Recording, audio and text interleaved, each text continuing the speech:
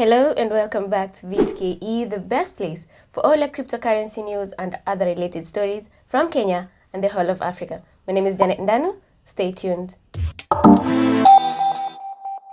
So, as of this reporting, there are over 24,000 Bitcoin ATMs across the world, which now represents over 70% growth since just January 2021, when 13,000 Bitcoin ATMs had been recorded. Now, it is estimated that 52 ATMs are being put up every day in 2021 as compared to last year in 2020, where about 24 ATMs were being put up every day.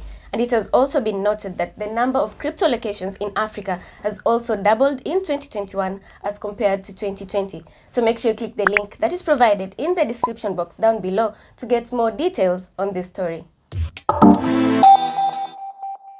Next, we look at ChipperCash, who is rolling out stablecoins to help settle transactions across countries. Now, on average, ChipperCash can move between 80 to 100 million US dollars across African currency pairs, but it is very expensive to use the US dollar for conversions back and forth. So, a specific challenge that ChipperCash faces is not having a balance of liquidity to facilitate transactions between currency pairs.